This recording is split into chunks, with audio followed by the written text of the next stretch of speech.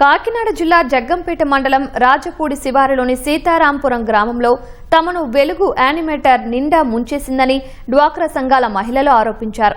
సుమారు 40 లక్షల రూపాయలకు పైగా మోసం చేసిందని వాపోయారు. సీతారాంపురం గ్రామానికి చెందిన యానిమేటర్ పొన్నాడ వీరలక్ష్మి డ్వాక్రా గ్రూప్ సభ్యులుగా ఉన్న తమ పేరిట శ్రీనిధి సీసీఎల్ రుణాలను తీసుకుందని వాపోయారు. గ్రామంలో ఉన్న దాదాపు 30 పొదుపు సంఘాల్లో 20 సంఘాల సభ్యుల చెల్లింపుల్లో అవకతవకలు జరిగాయని గ్రూపు సభ్యులకు తెలిసిందే.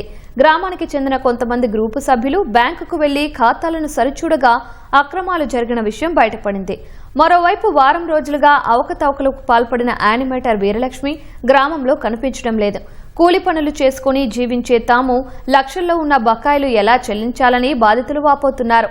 ఉన్నతాధికారులు విచారణ చేపట్టి తమకు న్యాయం చేయాలని డ్వాక్రా సభ్యులు కోరుతున్నారు. అవకతవకలు జరిగినట్లు తమ దృష్టికి వచ్చిందని వెలుగు ఏపీఎం నాగేశ్వరరావు తెలిపారు. గ్రూపు సభ్యుల నుంచి వివరాలు సేకరిస్తున్నామని చెప్పారు. పట్టుకెళ్ళి మేము కట్టించుకోమా, మీకు యానిమేటర్ ఉన్నారు, రాజపూడి కొడ్డూరు ప్రసాద్ ఉన్నారు, అక్కడ తప్ప మాకు ఇవ్వడానికి రూల్ లేదని వెనక్కి పంపిస్తారండి.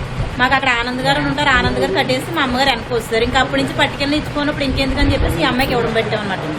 మాకు ముందు అయ్యమ్మ గారు ఉన్నారు, అప్పుడు ఇలాంటి ప్రాబ్లం ఏమి రాలేదండి. రాక మాకు తెలియక మొత్తం అంతా అన్ని డబ్బులు ఈ అమ్మాయికి ఇవ్వడమే.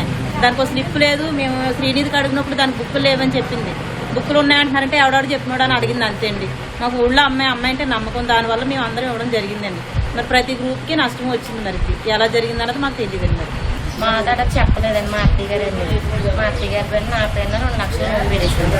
నాకు వద్దామా, నేను మీరు తెచ్చుకున్నా కూడా మీరు కట్టకపోతే నేను కట్టాలి, అది నా మీద ఉంటుంది బాకీ, తేవద్దన్నానండి. ₹1,00,000 నా ఫోన్ పే నా ఫోన్లోకి వచ్చేసినా నేను సంపేయలేదండి, ఏళ్ళు ముద్ర పెట్టలేదు. అప్పుడు హైదరాబాద్లో ఉందండి. అప్పుడు నేను హైదరాబాద్లోనే ఉన్నానండి. అత్తయ్య గారి ఫోన్లోకి ₹1,00,000 వచ్చేసినాయండి. ఏళ్ళొచ్చి మా డాక్టర్ ఏళ్ళొచ్చి ఫోన్ చేసి, అక్క నీ ప్యాన్ నేను సీలింగ్లో నెట్టాను, డబ్బులు వస్తాయి తీసి నాకు ఇవ్వండి. నేను అలాగే చెప్తానేమో, మా మామగారు వాళ్ళు ఊరుకోరమ్మా చెప్తేని, నువ్వు కట్టకపోతే నన్ను పట్టుకుంటారు బ్యాంకులో వాళ్ళు వచ్చి అన్నానండి.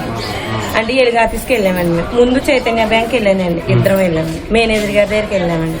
ఇలా మాకు వద్దంటే లోన్ వచ్చేసిందండి, డబ్బులు పడిపోయినాయండి మా ఫోన్లోని ఈ బ్యాంక్ నుంచి అన్న.